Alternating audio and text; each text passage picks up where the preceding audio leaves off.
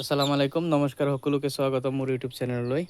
আজি আপোনালোকে চাব যে নতুন পোৱালি কণীৰ পৰা অহাৰ পাছত কেনেকৈ ৰাখিব লাগে একদিনৰ পোৱালি। তো এই ধৰণে বোৰ্ডিং কৰোঁ আমি। চাক তলত এই পেপাৰৰ তলত আপোনাৰ ধানৰ স্কেন আছে, এইবিলাক দি পেলাই ওপৰত নিউজ পেপাৰ দি এনেকুৱা বনাব লাগে। আৰু ইয়াত লাইট এটা আছে যেটো হিট দিম বুলি। দুটা পোৱালি 2 দিন আগত ওলাই গৈছিল, তো লৈ আহিছোঁ। এতিয়া গৈ আমি গঁৰালত যাম আৰু তাত চাব, আমি তাৰ পৰা উঠাম।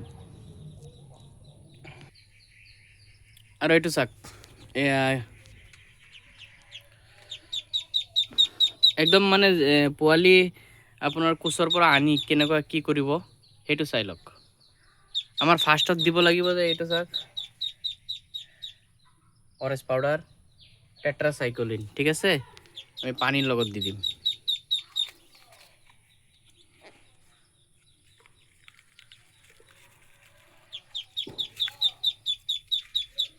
বেছি নাই, খতমেই হৈ গ'ল প্ৰায়।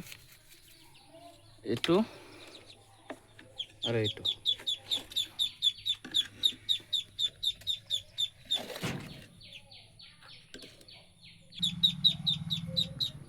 ইমানখিনি দিলে হ'ব। পানীত দি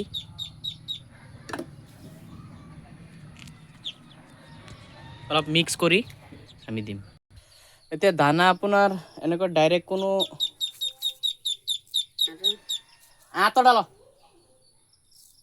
আপুনি ডাইৰেক্ট কোনো যে বাচনত দিব নালাগে। ফাৰ্ষ্টত এনেকুৱা আপোনাৰ শিকাই দিব লাগিব, কাৰণ ইহঁতে এইটো চিনি নাপায় কিহত খাব লাগে। য'তে চাব মানে অলপ অলপ টুকি টুকি খাব, য'তে চাই এনেকুৱাই অলপকে 2 দিন এনেকুৱা দিব লাগিব। তাৰপিছত আপুনি যিকোনো বৰ্তন বাচনত দিব পাৰে, ঠিক আছে। এতিয়া বলক আমি গঁৰালত দেখুৱাম।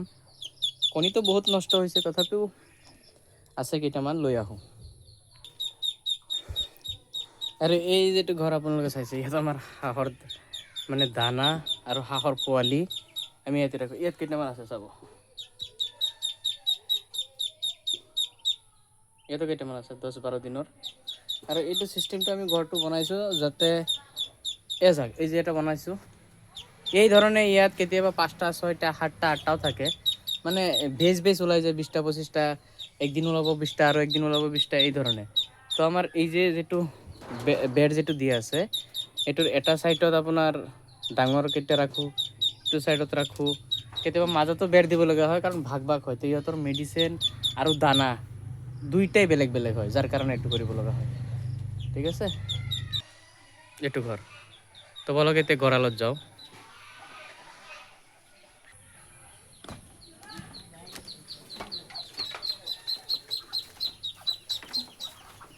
চাওক, ইয়াত 2টা পোৱালি।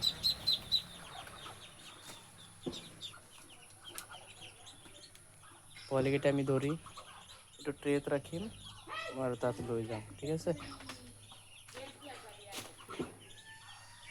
ডক্টৰ লালা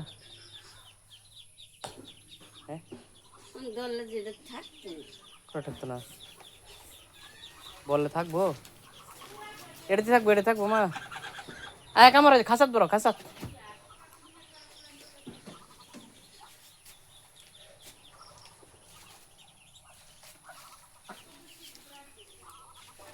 আমি হিরে রাখি আইবার না, হ্যাঁ করো।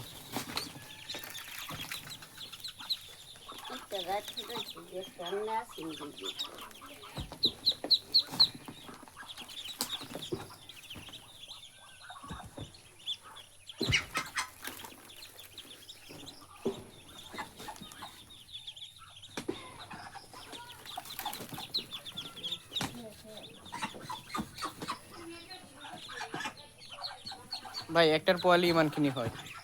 তো এইবার অলপ মানে সিজন বেয়া বুলি ক'ব পাৰে, কপাল বেয়া আৰ কি।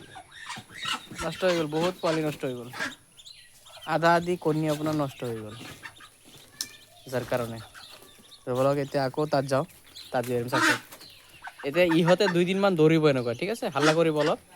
এতিয়া ইহঁতক আপোনাৰ কি কৰিব লাগিব, আপোনাৰ গঁৰালৰ পৰা বাহিৰত থ'ব লাগিব, নহ'লে নতুন যে কণী আছে, কণী যিবিলাক আছে ইয়াত বহি যাব আকৌ। তেওঁলোকক অলপ বাহিৰত ৰাখিব লাগিব 2-3 দিন ৰখাৰ পিছত আপোনাৰ 10-ৰ পৰা 15 দিন পিছত আকৌ সি কণী ৰাখি যাব। 10-15 দিন পিছত কণী পাৰিব, ঠিক আছে। এতিয়া বলক আকৌ আমি যাওঁ বৰ্ডিঙত গৈ এৰিম, তাত কেনেকৈ এৰে এইটো চাব। তো আমি লৈ আহিলোঁ, এতিয়া আমি ইয়াত এৰিম, ঠিক আছে, চাব। আহ 2 4 6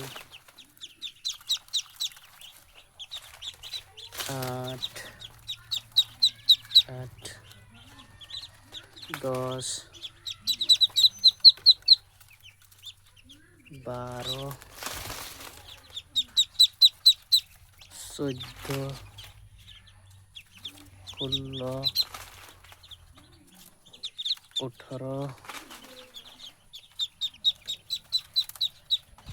20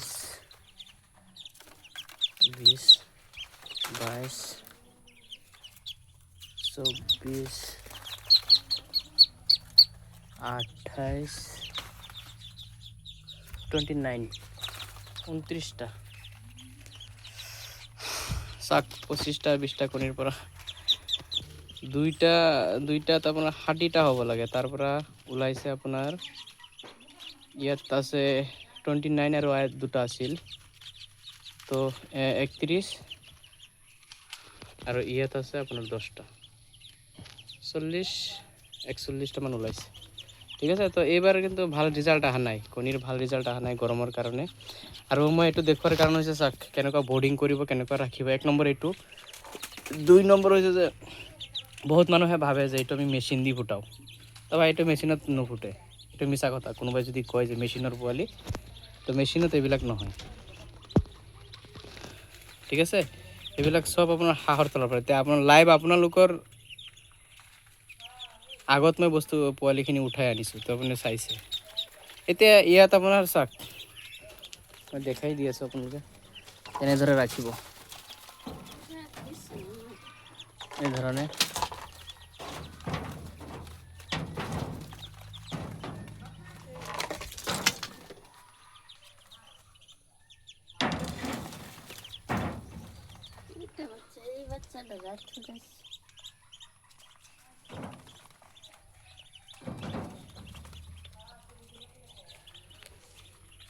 এই ধৰণে দি পেলাই আকৌ তাৰ ওপৰত আমি বস্তা লগাই দিম, যাতে আপোনাৰ হিটটো ওলাব নোৱাৰে, ঠিক আছে। আৰু এইবিলাক আপোনাৰ বেলেগ পোৱালি নিচিনা ইমান হিটৰো দৰকাৰ নহয়, মাত্ৰ ধৰক 3 দিন বা 4 দিন আমি অলপ হিট দিম। কাৰণ পোৱালি জগোৱাৰ লগে লগেতো আপোনাৰ যিমানেই গৰম হোক সিহঁতৰ ঠাণ্ডা ভাৱ এটা থাকে, 2-1 দিন অলপ কষ্ট কৰিব লাগিব। চাক আমি এনেকুৱা বস্তাৰে ঢাকি দিছোঁ, তো অলপ সময় মানে বেছি নহয়। এতিয়া চাক গৰমো কিন্তু বহুত ডেঞ্জাৰ গৰম, এইটো হিটো মেইনটেইন ৰাখিব লাগে, ঠিক আছে। তো এইটো বহুত বেছি হিট দিলে কিন্তু আপোনাৰ আকৌ ইহঁতৰো চৰ্দি জ্বৰ হয়, ঠিক আছে। বেছি গৰম লাগিলেও চৰ্দি জ্বৰ হ'ব, আকৌ বেছি ঠাণ্ডা লাগিলেও হ'ব।